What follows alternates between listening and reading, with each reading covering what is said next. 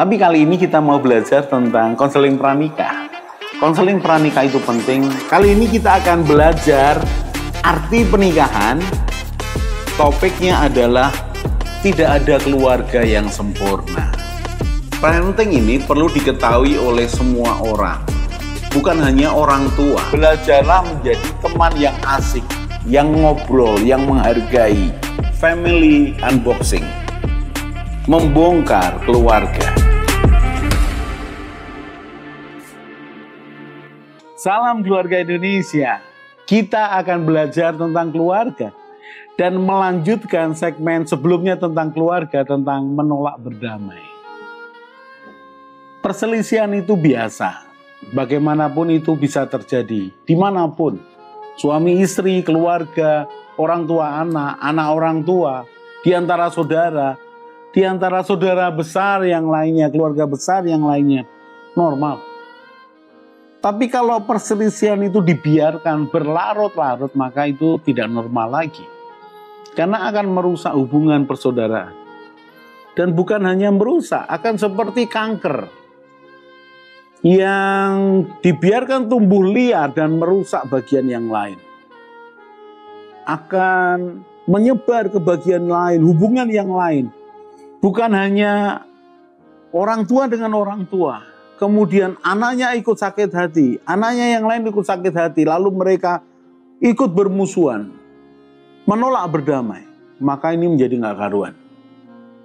Berapa banyak keluarga, perselisihan keluarga tidak selesai, kemudian dilanjutkan oleh anaknya. Bayangkan, estafetnya adalah estafet pertengkaran, tidak mau berdamai.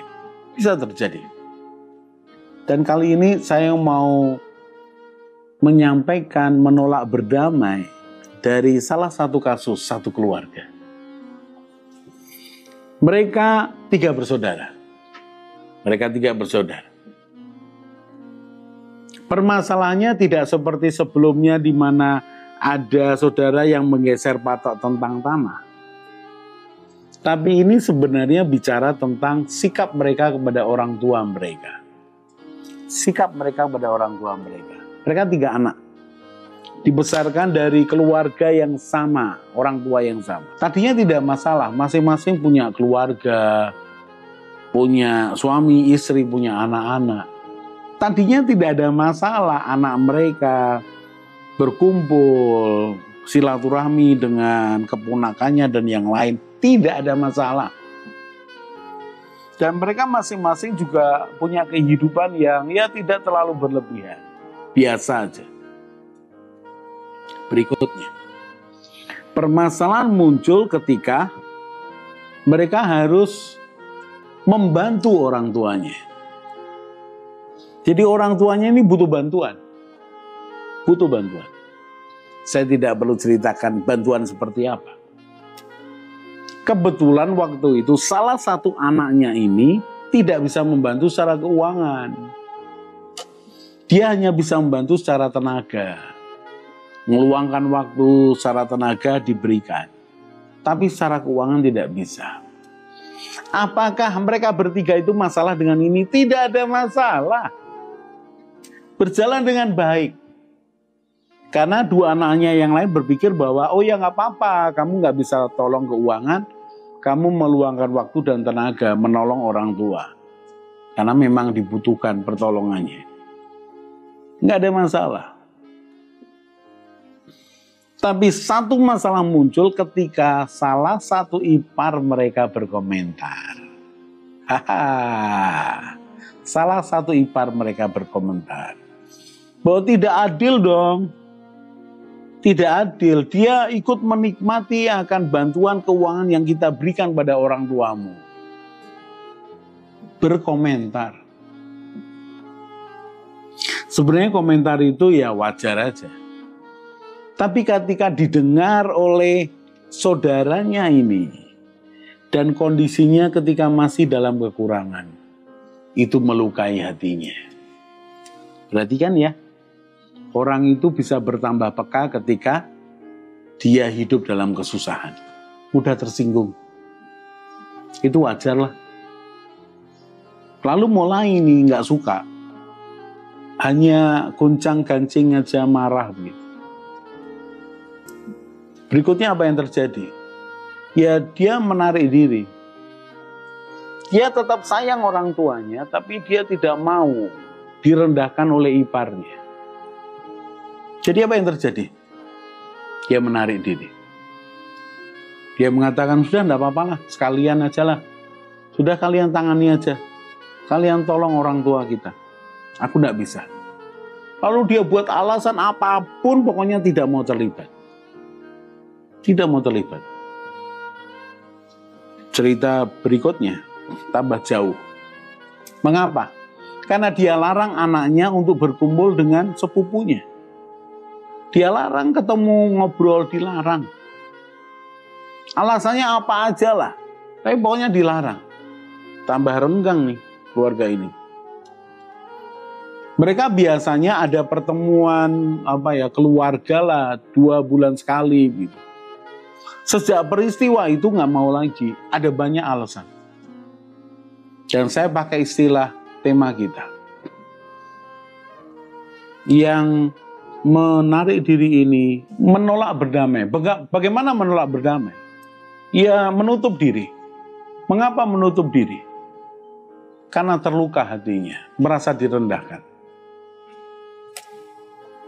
Lalu 2 saudara ini kemudian berbicara, ngobrol. Kok saudara kita ini tidak mau ya?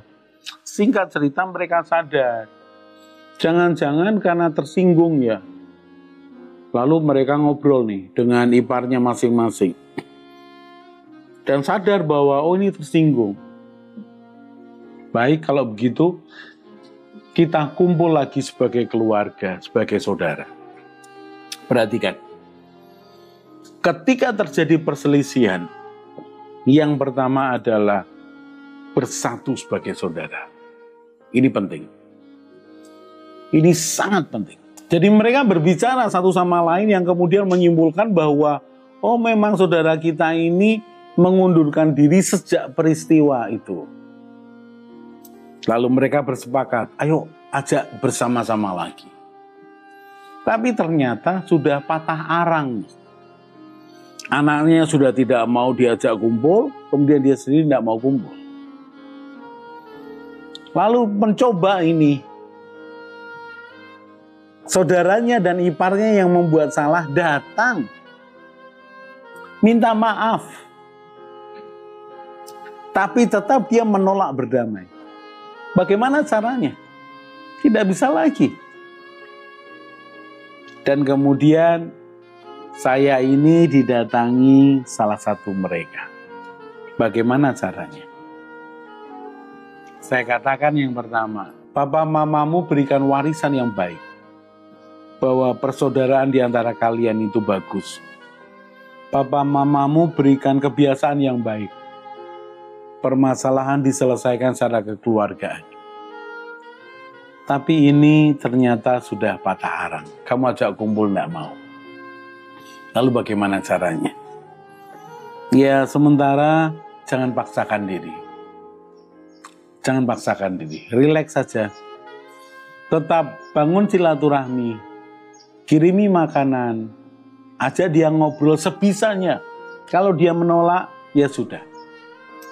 Tapi bangun yang baik saja.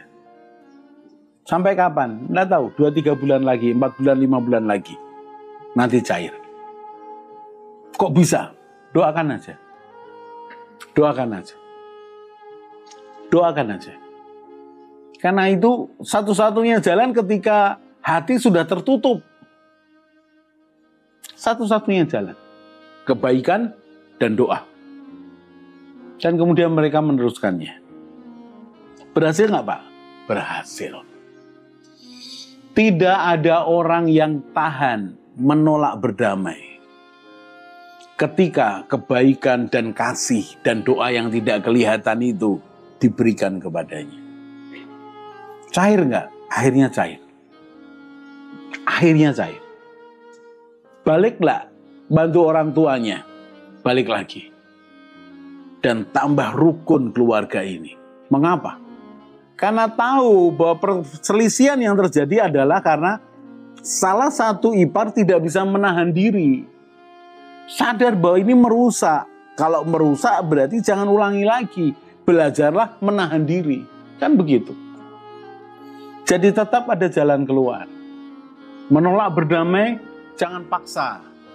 Tenang aja. Gengsi, merasa tersinggung, biarkan dulu aja. Berikan perhatian, berikan kebaikan. Jangan lupa doakan. Pakailah celah kepada siapa? Anaknya.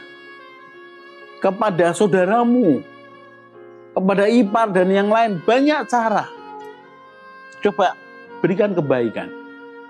Berikan kasih. Tunjukkan kasih yang tulus. Doakan. Tetap orang yang tidak mau berdamai, pasti mau berdamai. Pak Yos kok begitu optimis? Saya memilih optimis daripada pesimis. Karena di dalam optimis ada pengharapan, ada iman.